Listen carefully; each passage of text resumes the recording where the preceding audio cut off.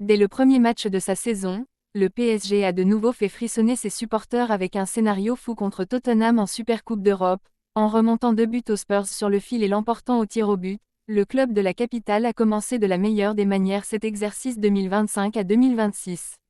Mais avec une dernière saison à rallonge provoquée par la Coupe du Monde des clubs, les coéquipiers de Marquinhos ont eu une préparation plus qu'écourtée, avec seulement quelques jours d'entraînement dans les jambes.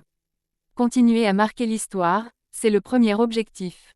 La gestion de la fatigue et la cadence des matchs sont les principales sources d'inquiétude pour une équipe plus ambitieuse que jamais, à l'image de Luis Enrique qui a annoncé la couleur en conférence de presse avant le premier match de son équipe en L1 à Nantes, ce dimanche soir. Continuer à marquer l'histoire, c'est le premier objectif depuis le premier jour de mon arrivée. En ce moment, on le fait mais c'est très difficile de voir une équipe gagner la Ligue des Champions 2 fois. C'est notre objectif. On est très ambitieux, on sait que ce sera difficile, mais c'est normal d'avoir cette mentalité. Le football ce n'est pas que le physique c'est aussi le ballon. Marquinhos ému après la victoire du Paris Saint-Germain au tir au but croisillon PSGTOT, #supercup.twitter.com/trswalnvi. Canal Plus Foot, @Canal Plus Foot, Auguste Tray, 2025.